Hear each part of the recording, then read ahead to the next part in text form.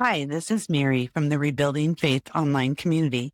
I joined the community because I have followed Jeremy when he was a teaching pastor, then continuing on when he was lead pastor in Portland. The best part of my experience in the community has been being able to ask questions that are asked of me that I don't have an answer for and being able to get different perspectives. Welcome to another episode of Rebuilding Faith. These are 10-minute Bible messages for people with questions and doubts. And guess what? This is episode 40. Feels like a big milestone. Thank you for being a part of it with us. This is 40 episodes in to the Gospel of John. Last week, we saw Jesus heal a blind man. And today, we're going to see part one of the fallout to that story. Yes, there are multiple parts of fallout we're going to look at as we see the reactions to when Jesus heals someone and the ways in which he does it that just ruffles everyone's feathers. So today we begin our reaction in John chapter 9, verse 8. His neighbors and others who knew him as a blind beggar, this is the man, asked each other, "Isn't this the man who used to sit and beg?" Some said he was, and others said no, he just looks like him. But the beggar kept saying, "Yes, I am the same one."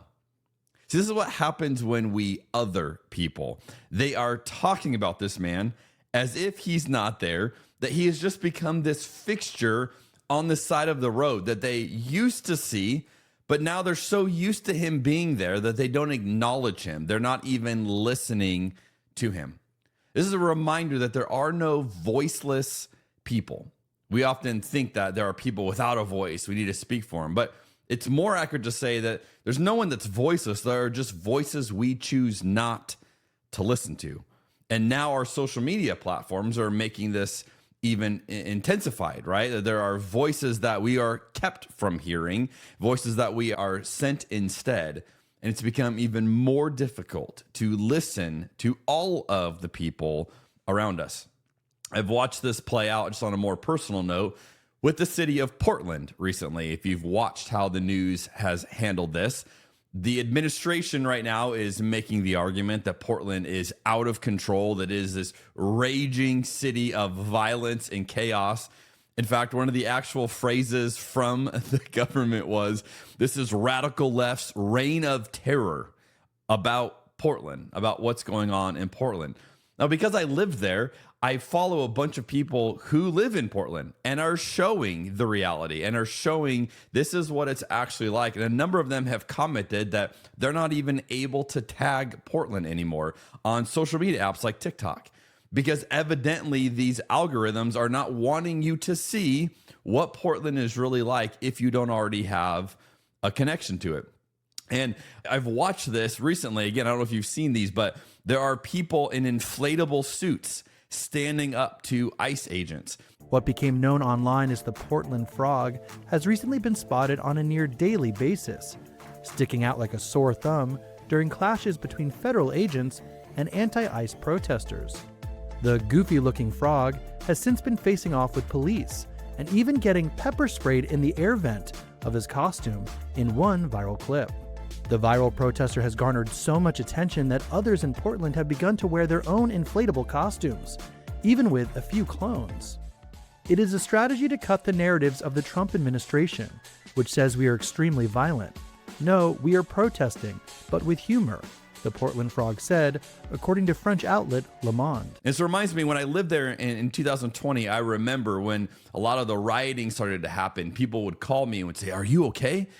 And I legitimately didn't know what they were talking about because it wasn't a real story compared to the way life was. And this is often how our news is today, how our reality is today. We are fed a narrative. We're led to believe that's the way it is. And yet, if we don't listen to all of the voices, we may never know the real story.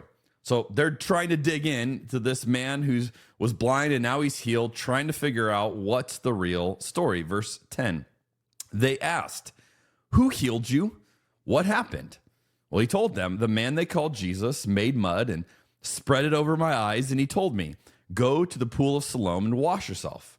So I went and I washed, and now I can see." Well, where is he now? they asked. I don't know, he replied. So there's a little bit of comedy here, the way John is telling the story. Evidently, Jesus is gone. By the time the guy comes back from the pool of Siloam and he can see, Jesus is not there anymore.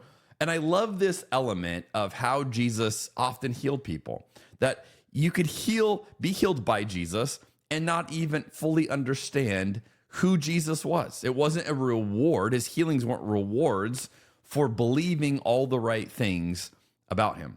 It reminds me of what my friend Kevin Sweeney has written. He says, you can have a direct experience of God without having the right beliefs about God or even believing in God. Now, that might sound like a little edgy, but that's literally what we find in the Gospels, that Jesus healed people, and time and again, they don't even know who he is. And we see that at this point, the man doesn't even know what Jesus looks like. He's never seen him. So although he can see now, he doesn't know what Jesus looks like. We spend so much of our time trying to arrive at certainty around our doctrines, and we often miss the invitation to actually experience Jesus. And then we'll get to the third part of our passage today, verse 13. And they took the man who had been blind to the Pharisees because it was on the Sabbath that Jesus had made the mud and healed him. The Pharisees asked the man all about it, so he told them. He put the mud over my eyes, and when I washed it away, I could see. Some of the Pharisees said, this man Jesus is not from God, for he is working on the Sabbath. Others said, but how could an ordinary sinner do such miraculous signs? So there was a deep division of opinion among them. And the Pharisees again questioned the man who had been blind and demanded, what's your opinion about this man who healed you? And the man replied, I think he must be a prophet. Now, leave it up to the religious people to make a scene about Jesus healing someone. Does this qualify as work on the Sabbath? Yes or no? Is he allowed to do this? And again, meanwhile, the man's like, I don't really know who he is. Maybe he's a prophet. Like, he's just guessing at this point. I don't know. This guy's got some power. He was able to change my life. So when I see a story like this, the question I think we should ask ourselves, are there voices you need to listen to right now?